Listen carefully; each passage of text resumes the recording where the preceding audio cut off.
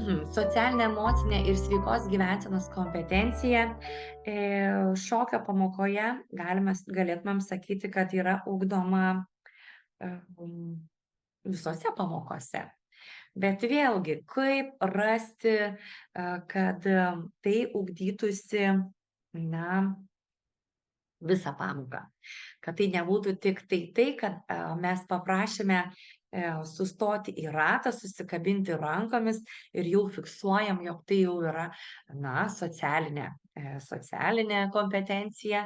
Jeigu mokiniai šoka linksmą šokį, tai vėlgi yra emocinė, ar ne, emocinės kompetencijos dalis. Kaip atrasti, kad visgi visa pamoka būtų atlieptų šią kompetencijų skrynelę, na tokią, ne, grupę, tai ir yra nurodyta, kad būtent jie ugdosi tada, kai mokiniai šoka, kuria grupėse ir būtent vardan to vieno bendro ir sėkmingo rezultato mokosi sutarti ir rasti tinkamiausius sprendimus. Kalbėti apie bendradarbiavimą, bendravimą poroje, grupėje, kuriant šokius, pristatant šokius. Ir man tai yra iš tikrųjų labai sunki šita kompetencija. Nežinau kaip jums, bet kuo toliau, tuo mokiniai labiau nenori ir bijo kabintis rankomis. Jiems šalia stovėti kai kam yra didžiulė kančia. Ir visą laiką šią kompetenciją jau pati pastebėjau, kad labiausiai ugdau pirmoje klasėje. Kad jie susitelktų, kad jie būtų draugiški ir kad būtų tąsa ir į vyresnes klases visą laiką tą dirvą, kaip tas žemdirbys, šokėjas, bandau ruoštis iš karto nuo pirmos klasės.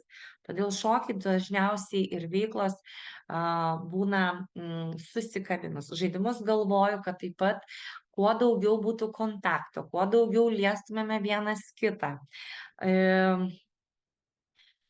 Jeigu aptarimas pamokos pabaigoje liko daugiau laiko, susėdom ratu, būtinai susikabinsime. Nors tą patį, atrodo, galėtumėm padaryti net nesusikabinę. Paprastai aptarti, pakalbėti, bet visą laiką išryškinant šią kompetenciją, iš karto apgalvoju, ką darysiu ir kodėl tą darysiu. O turbūt tos kompetencijos ir yra tam, kad ugdyti tai, ko toje klasėje galbūt ir stinga. Jeigu matau, kad klasė yra nebendraujanti, nedraugaujanti tarpusavyje, na, tai dažniausiai pasireiškia ypatingai trečioji klasiai, kada jie pradeda jau ir reikšti savo nuotaikas ir emocijas, tada irgi tiesiog, pasiruošiu, kad, na, rytoj tikrai reikėtų ugdyti šitoje klasėje būtent šią kompetenciją ir jau, na, specialiai renku užduotis, kurios būtų kurios atlieptų mano pasirinktą temą. Tačiau, jei šokyje mokiniai šoka ir poroje, ir pavieniui, visgi tai dar nėra būtent šią socialinę ir emocinę bei sveikos gyvensenos kompetenciją grįsta visa pamoka.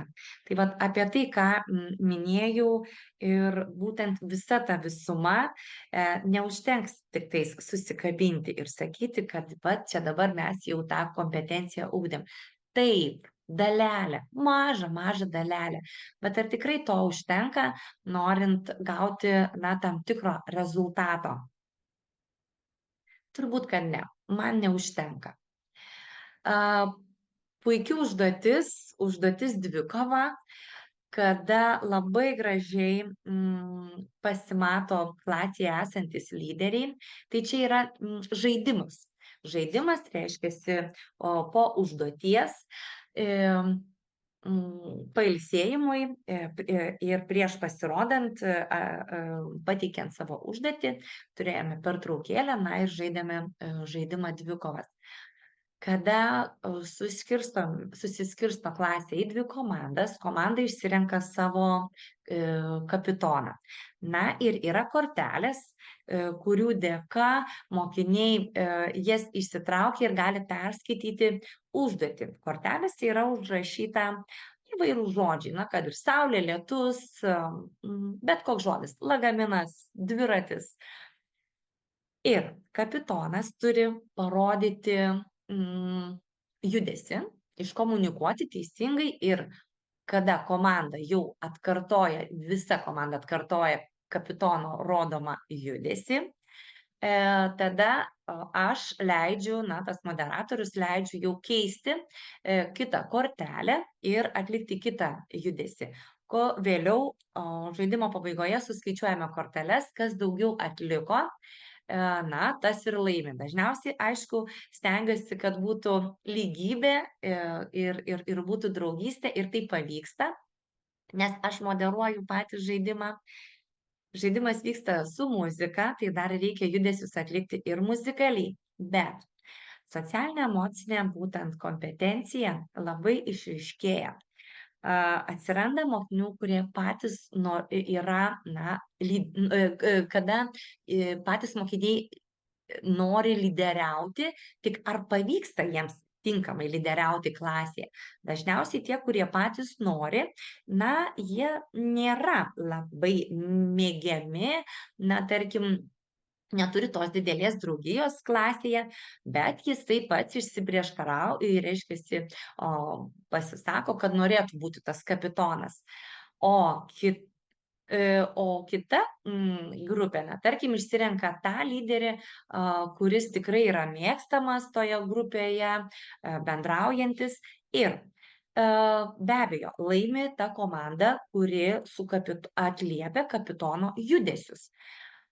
Tada pyksta kita grupė, kodėl nepavyko jiems padaryti, nors būtent tas kapitonas, kuris pats jau yra tas įsiprašęs lyderis, jis labai gerai daro ir šoka judesį. Na, tarkim, yra koks breiko atlikėjas, jis lanko breiko užsiėmimus, tikrai yra, na, kaip aš sakau, mažas profesionalas, bet jo niekas klasėje neklauso. Tai vat vėlgi mes tada sėdame, aiškinamės ir visgi tai net nebėra jo, na, kaip pasakyti, bėda, bet čia jau yra ir nuostatų įvairiausių, ir požiūrio dalykas, ir išsiaiškinam, tada vėl bandom žaisti ir klasėje jau ta atmosfera būna nuslūgusi, tai vat, ir tuo pačiu šokio pamokoje iš tikrųjų ta įtaka į klasės mikroklimatą irgi yra, na, didžiulis indėlis.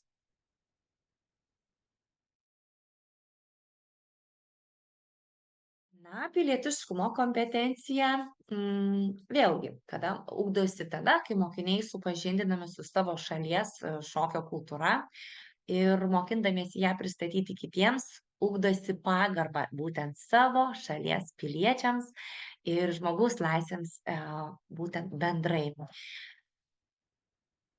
Tačiau, jei mokiniai šoka lietuvišką šokį, tai dar nėra pilietiškumo kompetencija grįsta visa pamoka. Kaip sugalvoti, kad būtent ši pilietiškumo kompetencija būtų grįsta visa pamoka, tai pamokas galima atlikti lauke, žymint mūsų valstybinės šventes, dalyvaujant akcijose arba būtent, kur yra papildomas turinys, kada pamokas galima vesti kitoje erdvėje ir ne tik mokyklos kieme, arba galbūt išėjus dar į plačią visuomenę. Ir štai puikus pavyzdys, kada pamoka vyko lauke ir nuo apšilimo su spalvom, nuo pasisveikinimo pirmiausia, iki šokio, kurį pristatėm ir paminėjom vieną iš valstybinių švenčių. Tai iš tikrųjų buvo tikrai, na, viena iš labai pavykusių pamokų lauke. ir žaidimas sugalvotas būtent su spalvomis, nes ir atsinešus daiktą, tą daiktą mes negalime padėti ant žemės ir šokti patys sau. Jau tada turim visą pamoką galvoti, kaip tą priemonę naudoti, kad jinai būtų taip pat labai reikšminga, bet tarnautų visos pamokos metu. Dar vienas pavyzdys būtent folklorinių žaidimų šokių siuita, tai smulkioji tautosaka, tai skaičiuotės, būtent kurias mokiniai labai noriai mokosi. Ir vėlgi ritmas, tikrai naudojasi muzikos įvairiausiose erdvėse pateikta ritminė melodija, kada galim kurti, sakydami žodžius, sukurti judesį.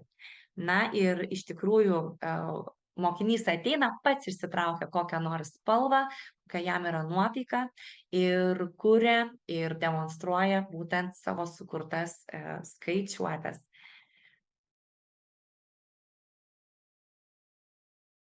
Tai, kas yra mažiausiai naudojama šokio pamokoje, bet būtent po nuotolio, po nuotolinių pamokų, būtent kada buvom visi išėję, ši kompetencija yra stiprinama šokio dalyke ir tas labai džiugina.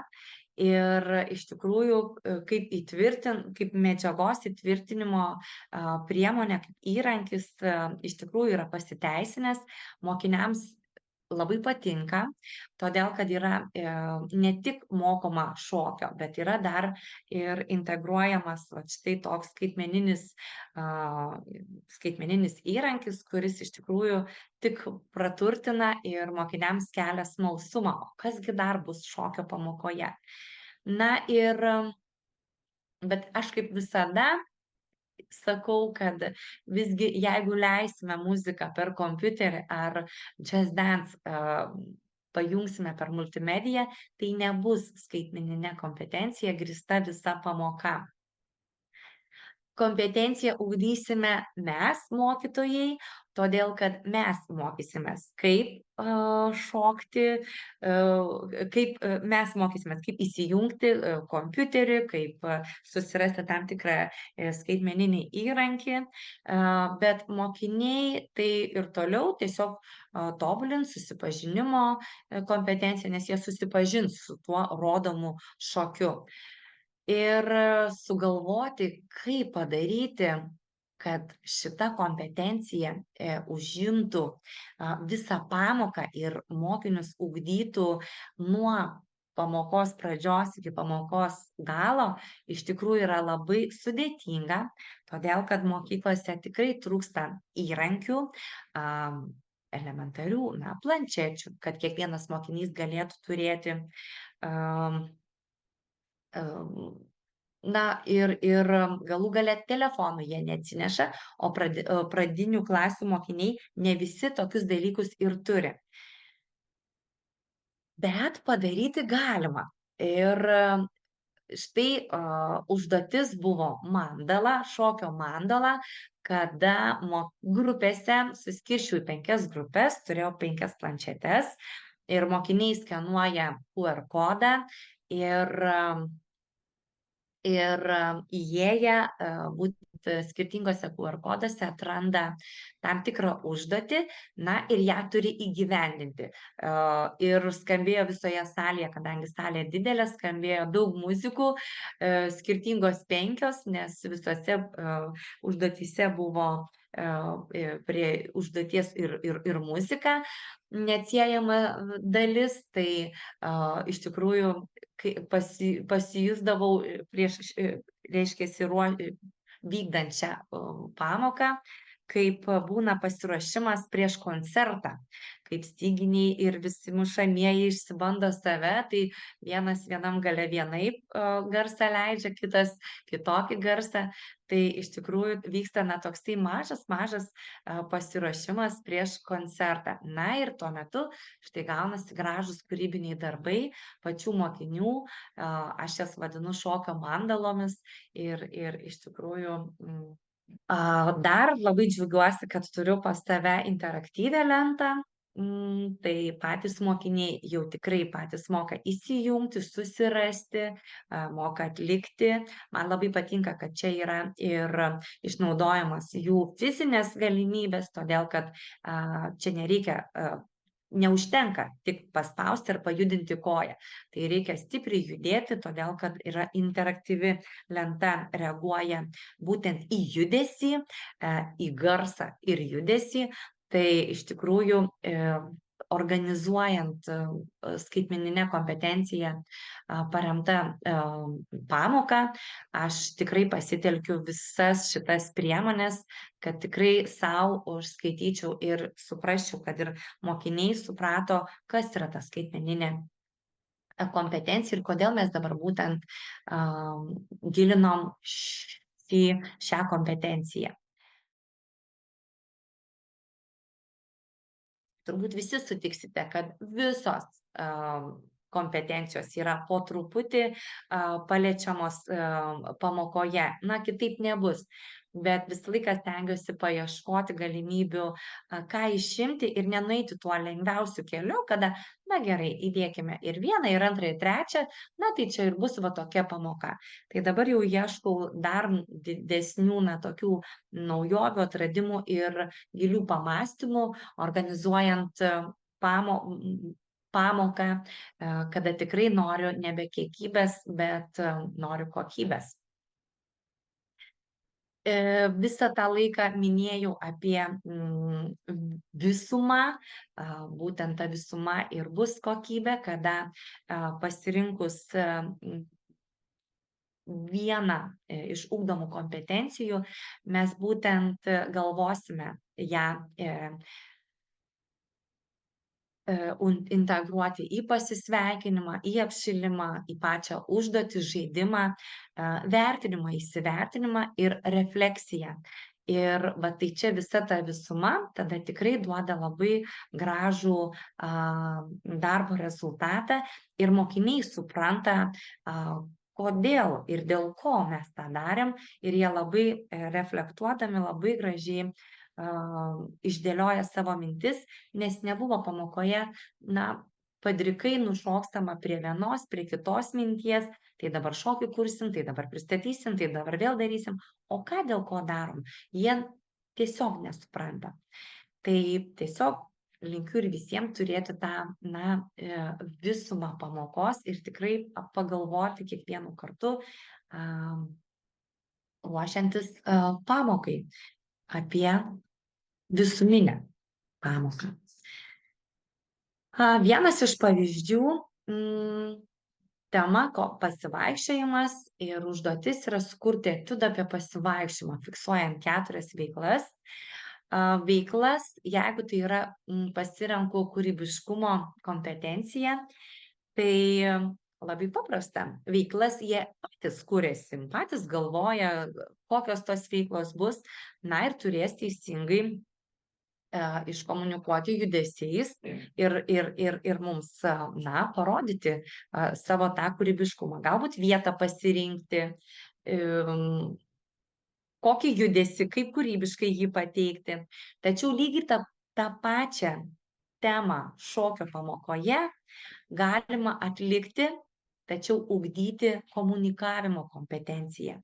Bet jau tada didesnis dėmesys bus skiriamas į kaip mokinys sugebėjo pateikti savo užduotį, kad žiūrintis suprastų, ką jisai daro.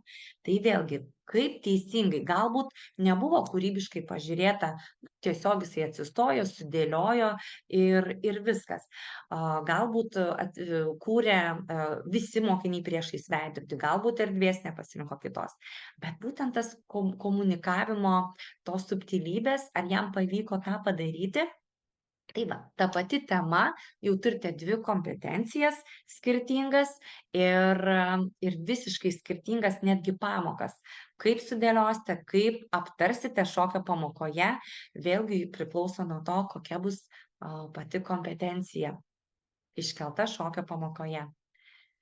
Taip, ačiū miela Vaida. Žodžiu, nu, nepaprastai detalus ir labai praktiką praturtinantis toks pranešimas ir tas atvėrimas šokio pamokos, kaip nežinau, nu, ne visiems jinai pažįstama, tai man atrodo, čia mums draugaujantiems menams visada yra svarbu pažinti savo kaimyną, savo bendramintį kolegą.